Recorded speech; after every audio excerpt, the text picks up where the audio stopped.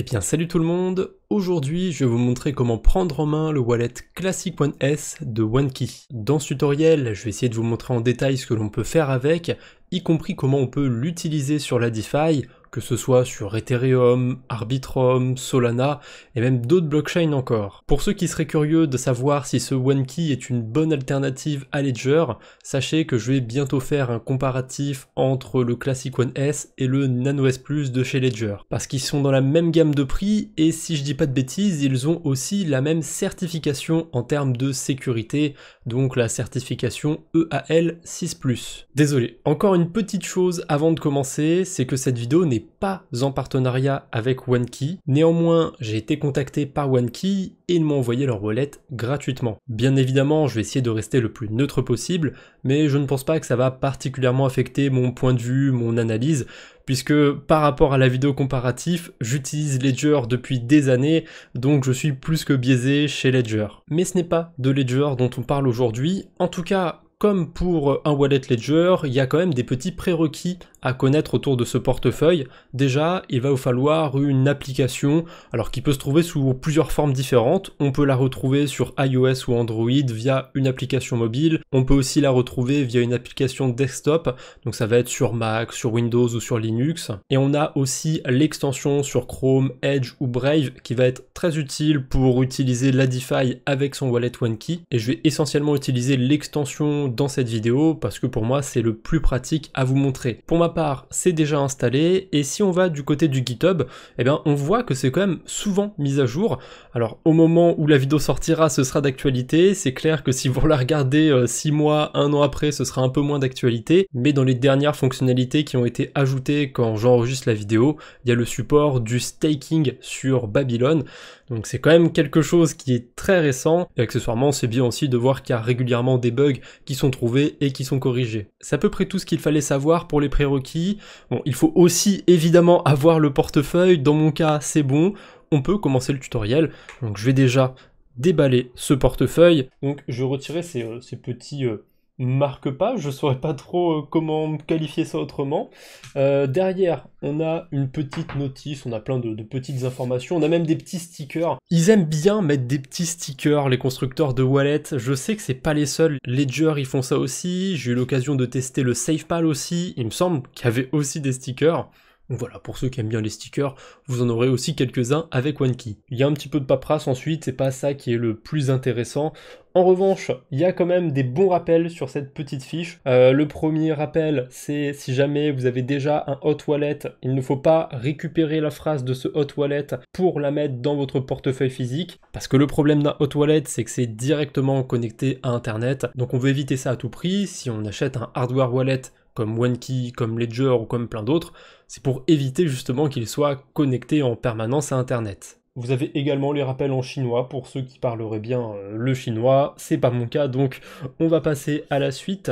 Là, on retrouve notre petit portefeuille. Un truc important à ce niveau-là, si jamais votre portefeuille arrive chez vous et qu'il est déjà prêt à l'emploi en quelque sorte, qu'il y a déjà une phrase de rentrée dedans, qu'on peut déjà l'utiliser, c'est qu'il y a un problème, donc essayez de le renvoyer, essayez de vous faire rembourser, c'est pas normal. Comme on peut le voir, il y a 4 petits boutons sur ce wallet, si on reste appuyé sur le bouton de gauche, évidemment ça allume le portefeuille, et pour ma part, il y a déjà un code PIN, il y a déjà une phrase de récupération dans le portefeuille, c'est normal, j'ai déjà fait des tests, mais rassurez-vous, au moment où je l'ai reçu, il y avait rien de tout ça. Donc, je vais rentrer vite fait mon code PIN et je vais réinitialiser mon portefeuille. Pour naviguer dans les menus, on a aussi les petits boutons ici qui permettent de descendre, de monter pour les chiffres. Ensuite, une fois qu'on a le bon chiffre sur son code PIN, on a le petit bouton ici pour valider. Alors, je fais peut-être un petit peu le tutoriel à l'envers, mais tant qu'à faire, tant qu'à réinitialiser le wallet, autant vous montrer où ça se situe. Alors, quand votre wallet sera déverrouillé, vous pourrez aller dans Sécurité. Et ensuite, dans Sécurité, tout en bas, on peut reset le device, donc le remettre à 0. On a un petit message d'avertissement, bien sûr, parce que si jamais je réinitialise mon wallet, il faut bien que je pense à sauvegarder la phrase de récupération. Rassurez-vous, de toute façon, il n'y a pas de crypto sur le portefeuille, mais j'ai quand même sécurisé ma phrase. Je pourrais récupérer mon portefeuille. Est-ce que je suis sûr de vouloir réinitialiser? Je ne pourrais pas revenir en arrière? Oui. D'ailleurs, je pense que ça va en gêner plus d'un. Je vais retirer la petite protection qu'il y a sur l'écran. Toujours très satisfaisant de faire ça. Du coup, on est au setup maintenant. Alors, on doit choisir le langage du portefeuille. On peut mettre en espagnol ou en portugais éventuellement. Malheureusement, il n'y a pas le français. Du coup, je vais faire avec l'anglais. Heureusement, je le comprends assez bien. Alors là, il m'explique comment naviguer avec le portefeuille. Blablabla, blablabla. À partir d'ici, vous pouvez choisir de soit créer un nouveau portefeuille, soit d'importer un portefeuille. Donc, si vous créez un nouveau portefeuille, il va vous demander combien de mots vous voulez. Évidemment, le plus safe, c'est de choisir 24 mots. C'est peut-être un peu plus embêtant, parce que ça va être un petit peu plus long à noter, un petit peu plus long à vérifier, mais ça n'empêche que c'est le meilleur niveau de sécurité, donc prenez le temps de le faire. Bon, moi, comme je suis un gros flemmard, j'avais choisi une phrase de 12 mots, comme je voulais juste tester le portefeuille pour cette vidéo. En tout cas, ça va se présenter comme ça quand vous aurez choisi le nombre de mots. Vous n'aurez plus qu'à noter vos 12, 18 ou 24 mots, afin de pouvoir récupérer votre portefeuille si jamais vous avez un souci. Imaginez, il termine à la machine à laver, ou il se fait écraser par un hippopotame, ça peut arriver, et vous serez content de pouvoir récupérer votre portefeuille. C'est pour ça qu'on note la phrase. Comme je vous l'ai dit, moi j'ai déjà une phrase, donc je vais importer un portefeuille, et là encore une fois j'ai le choix entre 12, 18 ou 24 mots, et je vais devoir me débrouiller pour rentrer les 12 mots. Ça va prendre un petit peu de temps, mais une fois que c'est fait, on se retrouve pour la prochaine étape. J'ai fait oublier un petit truc, comme avec tous les portefeuilles, on a des petites fiches qui viennent avec, qui nous permettent de noter notre phrase de récupération. Voilà, ça casse pas trois pattes à un canard, hein. C'est des petits bouts de papier sur lesquels vous pouvez noter vos phrases. Si jamais vous avez que ça sous la main, c'est suffisant, hein. On peut noter les 24 mots, on peut les retrouver. Alors oui, les puristes vont me dire que ça résiste pas à l'eau, ça résiste pas au feu. Pour ce qui est de la sécurité de la phrase, c'est libre à chacun de trouver la sécurité qui lui correspond. Il y en a qui seront très à l'aise avec ce bout de papier, il y en a qui voudront quelque chose qui résiste à l'eau, voire qui résiste au feu. Il me semble que OneKey fait une plaque en titane qui résiste au feu, hein. C'est pas le seul constructeur évidemment à faire ça. La plupart des constructeurs de portefeuilles ont leur plaque en titane, donc c'est évidemment pas une obligation d'utiliser ces bouts de papier, mais c'est bien qu'ils soient fournis avec. Voilà. À présent, j'ai re-rentré ma phrase de récupération. Il me demande de créer un code PIN. Ça va servir à déverrouiller votre portefeuille, parce qu'évidemment, vous n'avez pas envie que n'importe qui puisse déplacer vos crypto-monnaies. Par contre, il y a un truc que j'explique pas, c'est qu'ils n'ont pas mis le numéro 0 pour créer un code PIN, ça va que de 1 à 9, donc si jamais il y en a qui voulaient absolument un code PIN avec un 0, ça peut être dérangeant. Voilà, j'ai pas grand chose à noter à part ça, mais vous savez qu'il n'y a pas de 0 pour mettre des codes PIN. Par contre, pour connecter ce portefeuille à mon PC ou à mon mobile, certes, on va pouvoir le faire en Bluetooth, mais on va aussi pouvoir le faire en USB. Et pour moi, il y a un petit souci avec ce portefeuille, c'est qu'il est livré avec un câble USB-C vers USB-C. Et pour le coup, j'ai pas de port USB-C sur mon PC, donc le câble il me sert pas à grand chose. Heureusement, et là c'est un petit peu drôle, Ledger avec leur wallet, ils mettent un câble USB-C vers USB normal, je crois qu'on dit type A, j'ai oublié. J'ai le câble juste ici. Donc je trouve ça très rigolo d'utiliser le wallet OneKey avec le câble Ledger. Certains diront peut-être que c'est le meilleur des deux mondes. Petite pensée à ceux qui ont des Mac, il me semble que maintenant il n'y a plus que des ports USB-C dessus, donc au moins dans votre cas ce sera pratique. Un petit truc qui est personnel, moi j'aime pas avoir le Bluetooth d'activer sur la plupart de mes appareils, donc c'est un truc que je vais directement désactiver sur mon portefeuille, donc pour ça il suffit d'aller dans les paramètres, c'est ce bouton là pour revenir en arrière, donc c'est dans Général, et ensuite Bluetooth c'est la toute première option, donc j'ai juste à cliquer dessus, à descendre, c'est là, et hop, je le désactive parce que j'ai pas envie d'avoir le Bluetooth d'activer. Ensuite, vous pouvez explorer un petit peu tous les paramètres qu'il y a autour de votre portefeuille. Vous pouvez choisir aussi à partir de combien de temps le wallet se met en veille. Je crois qu'on peut mettre 10 minutes, je vais plutôt mettre 10 minutes. Après, on peut même faire en sorte qu'il s'éteigne jamais. Ça peut être pratique si vous savez que vous en avez beaucoup besoin dans une journée. Mais sinon, le reste du temps, mettez 10 minutes. Parce que cette limite de 10 minutes, c'est pour se mettre en veille s'il est vraiment inactif pendant 10 minutes. Si vous interagissez avec toutes les 8 minutes, par exemple, il va pas se mettre en veille le temps que vous en avez besoin. Là, on a fait le plus embêtant de ce tutoriel, c'est vraiment mettre en place le portefeuille. Une fois que ça c'est fait, le reste ce sera plutôt tranquille. Et ce sera surtout spécifique selon ce que vous avez envie de faire avec. Si vous voulez juste holder des cryptos dessus, si vous voulez utiliser la DeFi, ce sera un petit peu différent pour tout le monde. En tout cas, il y a quand même un petit point en commun, ça va être du coup d'installer l'application qu'on a vue au début de la vidéo et de créer un portefeuille pour votre OneKey. Donc moi j'utilise encore une fois la version navigateur parce que c'est le plus pratique pour enregistrer. Donc je vais cliquer sur le petit bouton créer un portefeuille et ensuite je peux soit créer un hot wallet. On a aussi la possibilité d'utiliser OneKey comme on utiliserait un portefeuille MetaMask. En l'occurrence, j'ai le portefeuille physique, donc je vais cliquer sur le bouton connecter le portefeuille matériel. Alors dans le mode de connexion, on peut le faire en USB ou par code QR, ça se fait pas avec le Classic One S, ça se fait avec d'autres portefeuilles de chez OneKey.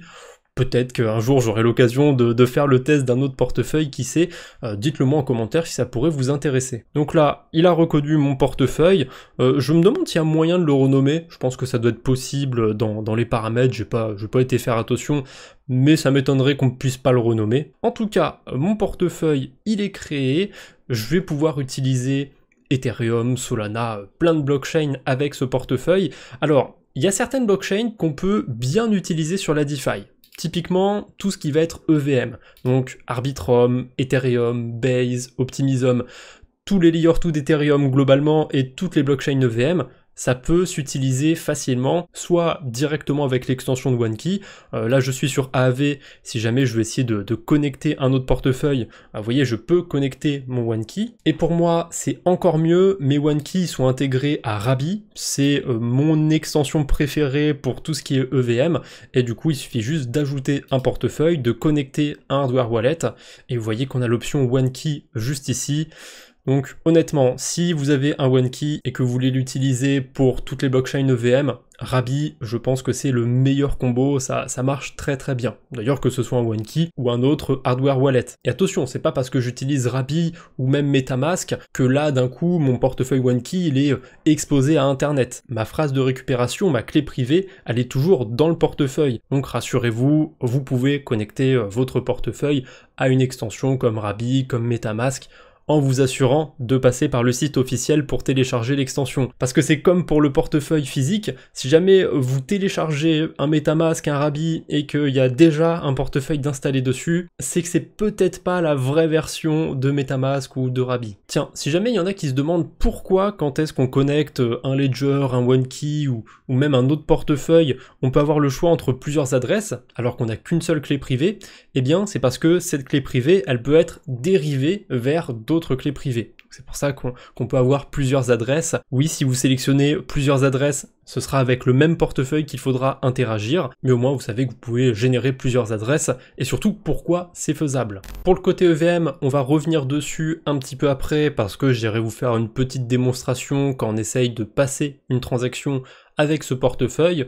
Je vais vous montrer d'abord comment on peut se connecter sur d'autres blockchains. À ma connaissance, il n'y a pas d'extension sur Solana qui permette de connecter un hardware wallet OneKey, à part évidemment l'extension de OneKey, mais je vous parle d'extensions comme Phantom, comme Solflare, qui sont vraiment propres à l'écosystème Solana. On peut connecter des ledgers dessus, mais pas des portefeuilles OneKey. Peut-être qu'à l'avenir ce sera possible.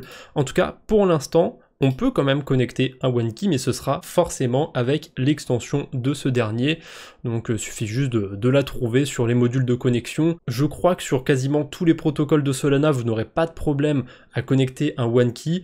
Si je dis ça, c'est parce que sur des blockchains, ça peut poser problème, notamment la blockchain d'Aptos. Si j'essaye de connecter un portefeuille sur la blockchain Aptos, alors pas sur 100% des protocoles, j'en avais testé plusieurs et je sais plus lesquels, mais il y en a qui étaient compatibles, sur lesquels je pouvais connecter mon wallet OneKey, mais sur Anka par exemple, qui est un agrégateur, eh ben je peux pas. Il me propose d'autres portefeuilles, mais malheureusement sur tous ces portefeuilles, j'ai pas la possibilité de connecter un wallet OneKey. Après peut-être que je dis une bêtise parce que je vois le wallet d'OKX et je l'ai jamais testé celui-là, c'est pas impossible qu'il soit compatible avec OneKey.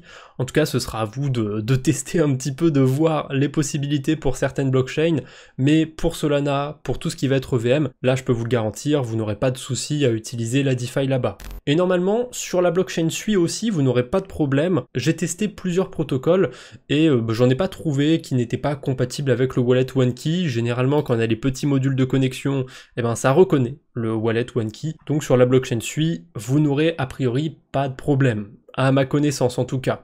Et encore une fois, c'est peut-être amené à évoluer. Peut-être que 2 semaines après ma vidéo, il y aura une mise à jour sur ces bibliothèques qui sont utilisées par les protocoles sur Aptos et que ça intégrera le wallet de OneKey. Ça, c'est quelque chose que je ne peux pas prédire, bien évidemment. Après, si jamais vous êtes un gros utilisateur d'Aptos ou d'une blockchain qui n'est pas compatible directement avec le wallet OneKey, essayez peut-être de le remonter à la team, que ce soit par message sur les réseaux sociaux, par mail ou quoi que ce soit. On sait jamais, peut-être que ça peut changer les choses. En tout cas, c'est pas parce qu'on ne peut pas se connecter sur les protocoles sur la blockchain Aptos que le wallet est inutilisable pour la blockchain Aptos. On peut très bien stocker des tokens Aptos sur le portefeuille, puisque quand on vient sur l'extension ou sur l'application OneKey, on va pouvoir gérer son portefeuille. Si jamais je veux ajouter la blockchain Aptos, j'ai juste à aller sur cette petite section où il y a écrit tous les réseaux. De base, il y aura quelques réseaux qui seront nativement pris en charge par OneKey. Alors au moment où je fais la vidéo, on a Bitcoin, Ethereum, le Lightning Network sur Bitcoin, Arbitrum, Polygon et Cosmos. Peut-être que ce sera d'autres réseaux quand vous utiliserez votre wallet, hein, ça évolue au fil du temps, mais si jamais je veux ajouter Aptos, Algorand, n'importe quoi, et ben c'est à portée de clic en fait, hein. Voilà, hop, je clique sur Aptos, et ben je vais pouvoir créer une adresse Aptos, et voilà, maintenant si je veux, je peux recevoir des tokens Aptos ou des tokens sur cet écosystème, mais je pourrais pas efficacement interagir sur la DeFi d'Aptos, ça va être vraiment ça la nuance. Pour terminer cette vidéo, je vous montre comment ça se passe quand on veut interagir avec le portefeuille sur un protocole de DeFi. Je crois que j'avais parlé de swapper, d'échanger un token. Finalement, comme j'avais la page d'AAV d'ouverte, je vais déposer un petit peu d'Ether sur la blockchain Arbitrum. Donc mon portefeuille est bien connecté, je peux supply, donc apporter des Ethereum. Ça m'ouvre ma transaction. Vous voyez d'ailleurs que j'utilise l'extension Rabi Wallet. C'est vraiment mon extension préférée pour tout ce qui est blockchain EVM. Donc pour passer la transaction, c'est exactement comme avec un portefeuille classique ou comme avec une ledger.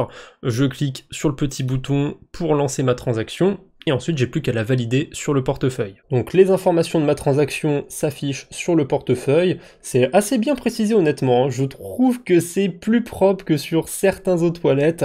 Je ne dirai pas de nom pour l'instant. Bref, j'ai passé les informations de la transaction. À la fin, ça vous demande de valider pour signer ou pas, hein, parce que peut-être qu'on s'est trompé et on peut toujours annuler la transaction à ce moment-là. Pour le coup, je me suis pas trompé, donc je valide la transaction.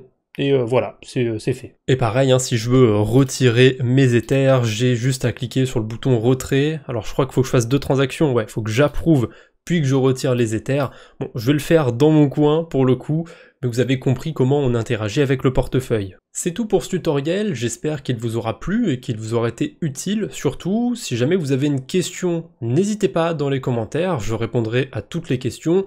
Et si vous avez des suggestions, un tutoriel précis que je pourrais faire autour de ce portefeuille, comme j'ai pu faire sur Ledger, ou alors si vous voulez voir le test d'un autre portefeuille de chez OneKey, dites-le moi aussi dans les commentaires. Allez, je ne vous embête pas plus pour aujourd'hui, on se retrouve bientôt j'espère, d'ici là portez-vous bien, salut tout le monde!